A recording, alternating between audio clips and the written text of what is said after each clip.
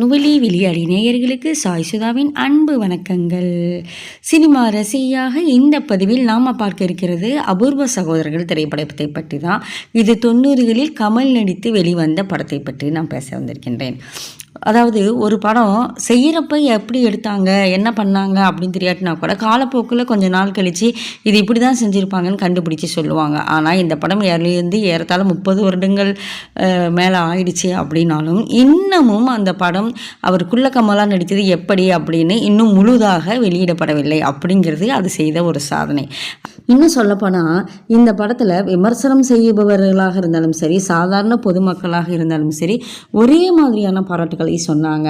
அந்த அண்ணாத்த ஆடுறார் ஒத்துக்கோ ஒத்துக்கோ பாடலின் தொடக்க வரியில் கமலஹாசனின் படம் வரைஞ்சி அது போலீஸ் வரைஞ்சிக்கிட்டே இருப்பாங்க. அப்படியே அது உருவம் உயிர் பெற்று வருவது போல் வரும். அதெல்லாம் ஒரு பாமரனும் ரசித்தது, அதே சமயத்தில் ஒரு விமர்சகரும் ரசித்தது. அந்த ரசனை இன்று வரை மாறவில்லை அப்படிங்கிறது தான். அன்றைய காலகட்டத்தில் இதெல்லாம் எப்படி செஞ்சாங்க அப்படிங்கிறது இன்று வரை தெரியாத ஒரு புதிராகவே இருக்கின்றது.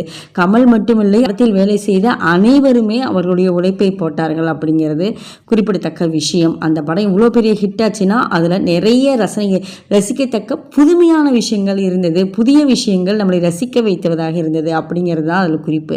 இன்னும் சொல்ல போனீங்கன்னா காமெடி கலந்து இருந்துச்சு. அந்த காமெடியெல்லாம் அவ்வளோ ரசிக்க வச்சிச்சின்னு சொல்லலாம். இதில் குறிப்பாக கிளைமாக்ஸில் வரும் அந்த அம்பு ஷூட் பண்ணி ஒரு இதில் வர மாதிரி வரும். அதுக்கு அந்த குள்ளக்கமல் சொல்வார், எய்துவனுக்கு தெரியாதா அம்பு எங்கே பாயும் அப்படிங்கிற மாதிரி சொல்லுவார். இது எவ்வளோ பெரிய ஒரு தத்துவம்னு கூட சொல்லலாம். நமக்கு ஒரு கோல் அடிக்கணும் அப்படிங்கிறப்ப இந்த இடத்துல இப்படி அடித்தாதான் போய் உழுவும் அப்படின்னு நம்ம எதிர்பார்த்து தானே அடிக்கிறோம்.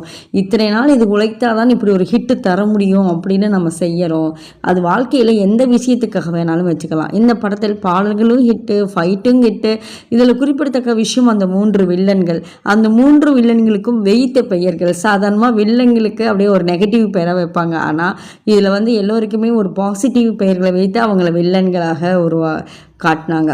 சர்க்கஸை படத்தில் காட்டின படம்லாம் பறக்கும்பாவை கூட ஹிட்டு தான். அதே மாதிரி இந்த படமும் ஹிட்டு தான். சர்க்கஸ் காட்சிகளெல்லாம் அவ்வளோ அற்புதமாக இருந்துச்சு. அது கிளைமாக்ஸ் சீனெல்லாம் அந்த சர்க்கஸ்லேயே நடக்கிற மாதிரி ரொம்ப அற்புதமாக எடுத்திருந்தாங்க. இந்த படத்தை அன்றைக்கு பார்க்காதவர்கள் யாராவது இருந்தால் உடனே ஓடி போய் பாருங்கள். அவர்களுடைய பிள்ளைகளையும் கூட உட்கார வச்சு காட்டுங்க. இந்த மாதிரி படங்களை எல்லாம் நாம் தலைமுறை கடந்தும் பார்க்கணும். இன்றைய கால பிள்ளைகள் அவசியம் பார்க்க வேண்டிய படம் இது. பார்த்துட்டு உங்களுடைய கமெண்ட்ஸை சொல்லுங்கள். பாய்.